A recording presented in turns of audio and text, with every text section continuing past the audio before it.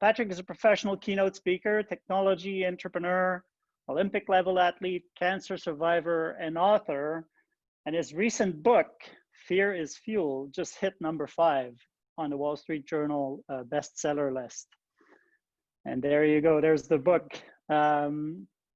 The line that really struck with me was Patrick says, "I'm on a mission to help people around the world find their adventure within." And I know there's a lot of adventure at that ecosystem, so I thought it'd be good to hear from Patrick because his work reminds us that fear is a powerful fuel. And Patrick, the floor is yours. Andre, thank you very much, and thank you all. Bonjour à tous, and welcome to a little bit of time about the brain. And I completely understand how you feel. Right after 9/11, I was the CEO of a company called ServerVault. It was the first cloud computing company out there, and our pipeline dried up to like a little tiny garden hose by then. So what I thought I could do was sit down with my VP of sales and we started banging the phones. I was making probably 50 or 100 calls a day, sitting with my VP of sales and all our sales guys, because we defaulted back to what we knew and what had worked before. So pretend you're watching an Olympic table tennis game. Can that help you with fear and anxiety? True or false? 50-50, so it's an easy question. The test we all like. Jim, what's your guess? True. Okay. Now, Lisa, can we see how we did? Oh, true it is. Wow, 78%. God darn kicks ass. That's all I have to say. You guys are so much smarter than all my other audiences. So watching an Olympic table tennis match means your eyes do this. And what that has turned into is called a treatment called EMDR. And it's eye movement therapy, basically. So when you recall something that has anxiety or stress, and you name it, and then you start shifting your eyes back and forth like that, you're consolidating that memory into an emotional memory bank. And the way neuroscientists think this work is based on REM sleep, or rapid eye movement sleep. So when we go to sleep at night, our eyes go back and forth when they're closed, and we go through a REM stage.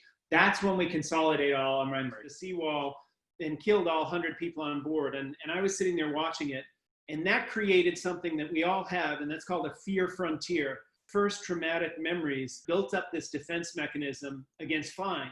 So flying was one of my lifetime biggest fears. I was terrified, and I made up any excuse I could possibly do not to fly.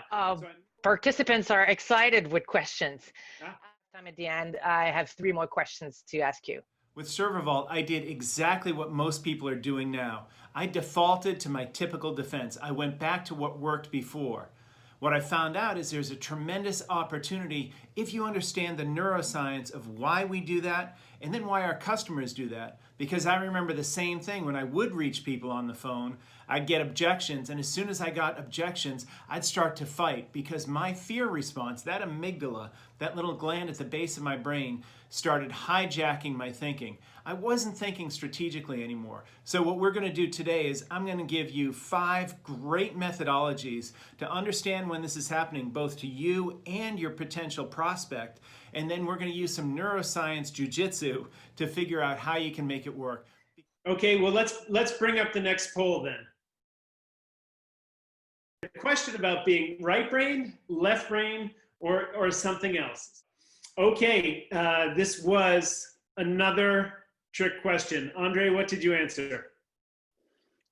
Left brain creative. Okay, so in 2013, researchers at the University of Iowa disproved the fact that there is right brain, left brain. So it's completely an old wives' tale. There's no such thing as right brain, left brain. It's all whatever we populate that database with. So the thing that absolutely would have incredibly scared me just talking about 15 years ago is now one of the greatest sources of joy and happiness and fulfillment in my life. So it's that reason I went to all these neuroscientists and I started asking, how could I change from being the biggest wimp, like Diary of the Wimpy Kid was based on me, to Captain Courageous? And we started learning all about that. So what I found out was how the brain works and what we can do about it. And that's what I put in the book. And one of the things now that people need to know is the brain is a prediction engine.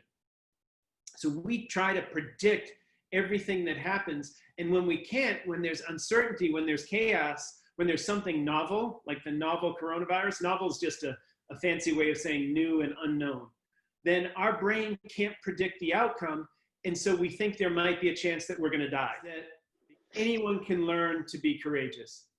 So one thing before I share some of the tactics that I'm going to share about how we can learn things, we've got two centers inside the brain. I talked about the amygdala. So the amygdala handles the fight, flight, or freeze response.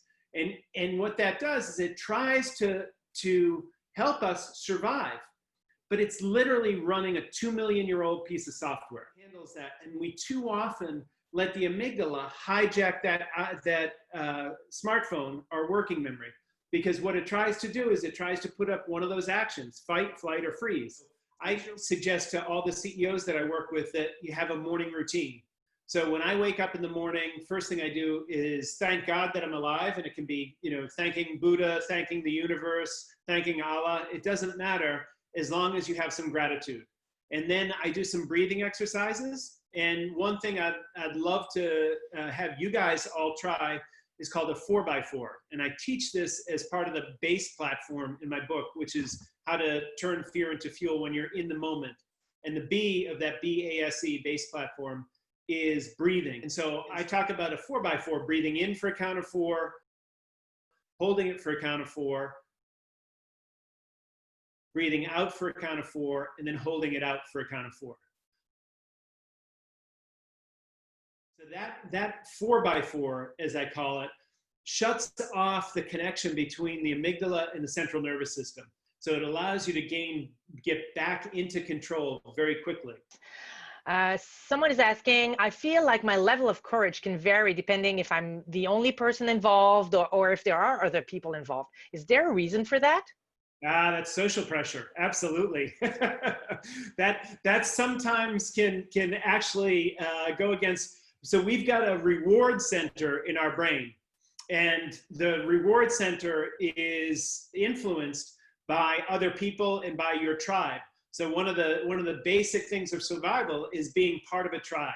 And if you got rejected from the tribe, if you got abandoned by the tribe, that meant, hundreds of thousands of years ago, you were dead. Just looking by the number of questions, it seems that the crowd was very much engaged. So again, thanks very much for your time. And I look forward to some, not singing, but maybe mountain biking with you at some point. No, we definitely do that. If you have an opportunity to come down to Boston or Chamonix, or I'll come up there, it'd be great to get together with you and, and the whole crew. If people want more information, the book's on Amazon and Barnes & Noble and that sort of thing. Fear is Fuel. It's available in Kindle. Just promise you don't try to read 2 books at the same time. And then my website is pjsweeney.com. And if all of you follow me on Instagram, if you're on Instagram, go ahead and follow me at The Fear Guru.